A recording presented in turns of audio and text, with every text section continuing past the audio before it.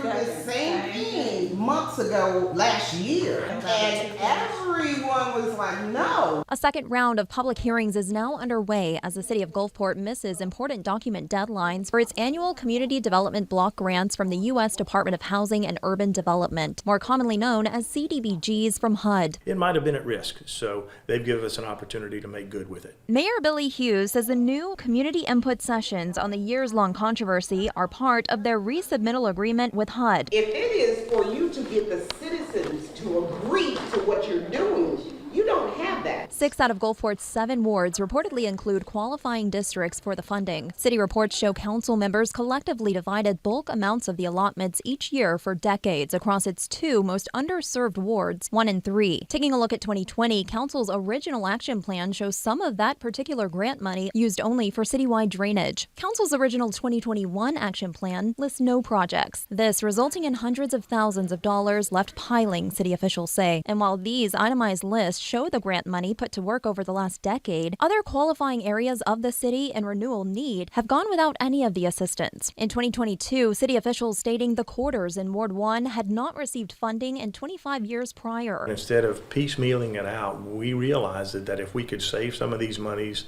over a few years, we could have something that could have a huge impact and invest in these underserved communities by having a major project. Mayor Hughes sharing how their idea took shape by proposing substantial amendments. Changes that were immediately met with concern, lingered for years, and revived last week. Ward 3 Representative Ella Holmes-Hines speaking out as the only council member attending a Thursday night public hearing. This is a very large conspiracy. They play these same non-transparent games with the citizens. New people get voted into office. Concerned resident Patricia Batiste owned and operated the Gazette at South Mississippi in the early 2000s. The tagline was to empower residents with information.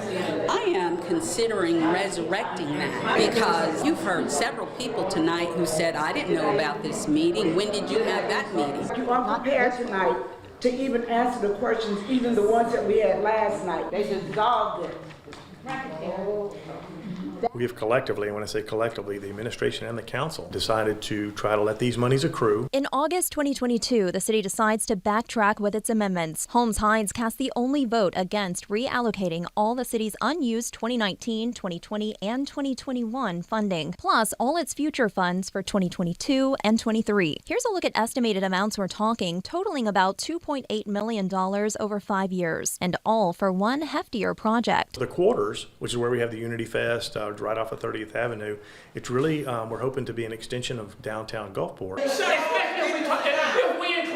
A documented public hearing leading up to the vote shows Ward 3 Councilman Truck Casey saying in part, he's set on developing the quarters, it should not be blighted. In that same meeting just moments later, Holmes-Hines noted saying she will not stand for Ward 3 not receiving any funding at all. We support the quarters, but they cannot get 100%. Citizens concerned, hoping their public comments help get the funds distributed evenly, as they reportedly had been for years. We don't want all that money to go to the quarters for that project. The project in focus entails paving streets, repairing drainage, and adding sidewalks, lighting, and landscaping for the quarters area. Last July, council collectively moves forward, hiring Mobile-based contractor Volkert. Project planning well underway now toward a more, quote, vibrant artistic entertainment district. Voting for it herself, Councilwoman Holmes-Hines tells WLOX she did not know at the time budgeting would include her portion of the grant. In most cases, there have been unanimous votes. There have been instances where there have been one vote. So that's not a division. That's a pretty clear direction for the city. Gulfport also bringing in Biloxi-based contractor Grace Aaron as a subject expert. She's now moderating HUD's city-required public hearing portions of the latest process. She's backed with the city's accountant, Todd Harmon. Harmon helping field a few questions from Wednesday to Thursday. We wanted an independent third party. She was of the ability to be able to come and say, hey, this is what we can do, this is what we can't do,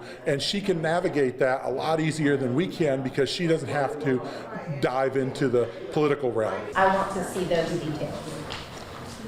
The Gulfport City Council is currently resting on a ballpark estimate of about $3.5 million in CDBG grant money, saved and planned for the quarters, but also pending HUD's fresh and final approval following the public's feedback. I think it's going to yield really great benefits for the immediate neighborhood, the immediate community, as well as the city of Gulfport. To all fairness, I'm gonna leave because I feel in my heart that we aren't getting anywhere. Citizens involved are invited to download, fill out, and submit this comment sheet responding to the matter. You can drop it off, mail it in, or email it over to the Hardy Building on 24th Avenue by 4 p.m. next Friday. Administrators say they've received more than 150 so far, and all received by the deadline will be submitted to HUD. In Gulfport, Amber Spradley, WLOX News Now.